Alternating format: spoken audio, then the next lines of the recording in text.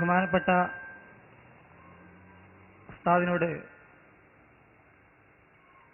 വളരെ കൃത്യമായി ഞാൻ ചോദിച്ചിരുന്നു. ചോദ്യം സാധാരണ രീതിയിലുള്ള ചോദ്യങ്ങളെക്കുറിച്ചല്ല.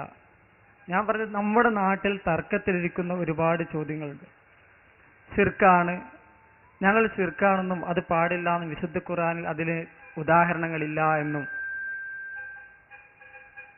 അതുകൊണ്ട് ചോദ്യം ഒന്നുകൂടി വളരെ ശ്രദ്ധിക്കുക. ഈ ശബ്ദം ശ്രവിക്കുന്ന സഹോദരന്മാർ പ്രത്യേകിച്ചും നമ്മുടെ നാട്ടിൽ തർക്കത്തിലിരിക്കുന്ന ചോദ്യങ്ങൾ, പ്രത്യേകിച്ച് ഒരു അപകടം വരുമ്പോൾ മുഹീദ്ദീൻ ശൈഖയെ കാക്കണേ, എന്തെങ്കിലും ഒരു രോഗം വരുമ്പോൾ ബദരീങ്ങളെ രോഗം മാറ്റണേ, ഈ രീതിയിലുള്ള ചോദ്യങ്ങൾ, ഈ ചോദ്യങ്ങൾ, ഇത്തരം ഒരു ചോദ്യത്തിന് ഒരു ഉദാഹരണമുള്ള ആ രീതിയിലുള്ള ഒരു ഉദാഹരണമാണ് ഞാൻ ചോദിച്ചത്. അതുകൊണ്ട് ആ രീതിയിലുള്ള ഒരു ഉദാഹരണമാണ് വിശുദ്ധ ഖുർആനിൽ നിന്ന് ഓതിത്തരേണ്ടത്. ഇപ്പോ നേരത്തെ അദ്ദേഹം ചോദിച്ചത് തർക്കത്തിലിരിക്കുന്ന ഇസ്തിഗാസ, അതിന് വിശുദ്ധ ഖുർആനിൽ ഒരായത്ത് ചോദിച്ചു. ഇപ്പൊ രണ്ടാമത് അതിന് ചങ്കിന് കൊള്ളുന്ന മറുപടി അങ്ങ് പറഞ്ഞപ്പോ നമ്മുടെ നാടുകളിൽ ഒരു കൈത് കൂടി, ഉപാധി ഒന്നുകൂടി. നമ്മുടെ നാടുകളിൽ നിലനിൽക്കുന്ന, എന്നിട്ടൊരു ഉദാഹരണം കൂടെ ഫിറ്റ് ചെയ്തു. ബാബുൽ കോടഞ്ചേരി എന്ന് കുട്ടിയെ കിതാബിലുണ്ടാവൂല. അതിന്റെ അർത്ഥം കോടഞ്ചേരിക്കാർക്കുള്ള വിധി കിതാബിലുണ്ടാവൂല എന്നാ. അത് വേറെ വിഷയം, അത് നേരത്തെ ഇവിടെ വിശദീകരിച്ചു. അതിന്റെയൊക്കെ വളരെ വ്യക്തമായി തന്നെ പറഞ്ഞു. ഏതായിരുന്നാലും തർക്കത്തിലിരിക്കുന്ന ഇസ്തിഗാസ എന്ന് പറഞ്ഞിട്ട് ഉദാഹരണം ചെയ്ത നമ്മുടെ നാട്ടില് ഏതാ തർക്കത്തിലിരിക്കുന്നത് എന്നുള്ളത് വളരെ വ്യക്തമായി മുജാഹിദിന്റെ ബുക്ക് തന്നെ പറഞ്ഞില്ലേ. ആ മുജാഹിദിന്റെ ബുക്ക് ഇതാ ഒന്നുകൂടെ വായിച്ചായിരുന്നു. ഏതാ തർക്കത്തിലിരിക്കുന്നത്? നിങ്ങളെ ഞാൻ ഇപ്പൊ പറയുന്നില്ല, ഇൻഷാ അല്ലാഹ് വളരെ വിഷയം നമ്മള് വിഷയങ്ങളൊക്കെ ശ്രദ്ധിക്കണമെന്ന് ഓർമ്മപ്പെടുത്തുകയാണ്. ചോദ്യം നമ്മൾ ശ്രദ്ധിക്കുന്നുണ്ട്, അതുകൊണ്ടാണ് വളരെ മറുപടി പറഞ്ഞത്. ഈ ഇവിടെ നമ്മളെ പുസ്തകത്തിൽ കുഞ്ഞീത് മതിന് എഴുതിയത് മാസറീത്ത് ഇസ്തിഗാസല്ല. അത് എവിടുത്തേറിയോ കുഞ്ഞുട്ടിയെ ഇങ്ങോട്ട് നോക്ക്, അത് എവിടുത്തേറിയോ? അത് കുഞ്ഞാവത്ത് ഇസ്തിഗാസ. തിരിയുണ്ടോ നിങ്ങൾക്ക്? തിരിയുണ്ടോ? അപ്പൊ ഈ കുഞ്ഞീതു മദനി കേരള നദുവത്തുൽ മുജാഹിദീൻ പ്രസിദ്ധീകരിച്ച ബുക്ക. ആ ബുക്കിലുള്ള നിർവചനം അതാ തർക്കത്തിലിരിക്കുന്നത് നമ്മൾ കാണിച്ചു കൊടുത്തപ്പോ അതിന് മറുപടി അത് ശരിക്കും തന്നെ. പക്ഷെ അങ്ങനെയല്ല, എന്തിരുന്നാലും തന്നെയുമല്ല, അതല്ല ഇന്നീ നാട്ടിലുള്ള എന്ന് ഒക്കെ പോലെ പറഞ്ഞിട്ട് അങ്ങോട്ട് കൂട്ട് തന്നെ. എന്തിനാ കാപ്പൂന്റെ ഒട്ടിയിൽ മെനക്കെടുന്നത്?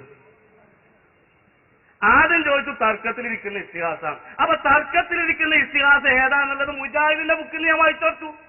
അപ്പൊ അതല്ലേ നമ്മുടെ ഈ നാടുകളിലുള്ള മൊയ്തീൻ ശൈഖയെ കാക്കണേ. മൊയ്തീൻ ശൈഖിന്റെ കാലത്തെ ഖുർആൻ അറിയിക്കുന്നത് മുപ്പരിക്കണം. അങ്ങനെ മൊയ്തീൻ ശൈഖും റിഫായി ശൈഖും ബദരീങ്ങളും അടക്കുന്ന എല്ലാ മഹാരഥന്മാർക്കും ബാധക. അത് നേരത്തെ ഇവിടെ ആയത്തോതിയിട്ടുണ്ട്, അത് വേറെ വിഷയം. അപ്പൊ ഞാൻ ഓർമ്മപ്പെടുത്തുന്നത് തർക്കത്തിലിരിക്കുന്ന ഇസ്തിഗാസ എന്നാ പിൻവലിച്ചു പറഞ്ഞോട്ടെ. ഈ പുസ്തകത്തിൽ പറഞ്ഞെന്താ? ഞങ്ങൾ തർക്കത്തിലിരിക്കുന്ന ഇസ്തിഗാസ എന്താന്നുള്ളത് വരമൊഴിയായി ലിഖിത രൂപത്തില് കേരള നദുവത്തുൽ മുജാഹിദീന്റെ ഉത്തരവാദിത്തപ്പെട്ട ആളുകൾ എഴുതി വെച്ച് രേഖപ്പെടുത്തിയ രേഖ, അത് പരസ്യമായി ഈ ജനസഞ്ചയത്തിന്റെ മുമ്പില് നിങ്ങൾക്കത് പിൻവലിക്കാൻ തയ്യാറുണ്ടോ, ആർജവമുണ്ടോ, ആണത്തമുണ്ടോ എന്ന് ഈ സമയത്ത് വെല്ലുവിളിക്കുന്നില്ല. മെല്ലെ വിളിക്കുക. അത് വെല്ലുവിളിച്ചിട്ട് നമ്മൾ ഇനി കൊളാക്കണ്ട, മുഖാമുഖല്ലേ. അപ്പൊ തർക്കത്തിലിരിക്കുന്ന ഇസ്തിഗാസ എന്ന് പറഞ്ഞാലേ കാക്കുൻകുട്ടി തൊള്ളേന്ന് പറഞ്ഞാൽ പോരാ, വായേണ്ട് പറഞ്ഞാൽ പോരാ, ലിഖിത രൂപത്തിൽ പറ. അതാ ഞങ്ങൾ ഇവിടെ വായിച്ചത്. ആ തർക്കത്തിലിരിക്കുന്ന മനുഷ്യ കഴിവിന് അതീതം ആണോ വിധേയമാണോ ഇസ്തിസ്ഖാ എന്നുള്ളത്? അതിനെപ്പറ്റി എന്തേലും ഒന്ന് പറഞ്ഞോ? ഞാനൊന്ന് ഇവിടെ വിശദീകരിച്ചില്ലേ? ആ വിശദീകരിച്ച വിശദീകരണത്തിന് കാമാന്ന് പറഞ്ഞില്ല. ഇതിൽ എഴുതിയത് നദുവത്തുൽ മുജാഹിദീന്റെ ഉത്തരവാദിത്തപ്പെട്ട പുസ്തകത്തിൽ എഴുതിയ ആ നിർവചനം അനുസരിച്ചുകൊണ്ട് മൂസാ നബിയോട് കൗമ് ചെയ്തത് എന്താ? ചോദിച്ചോടി, ഒരു കുഴപ്പമില്ല. ചോദ്യം ആവർത്തിച്ചോടി കുഴപ്പമില്ല.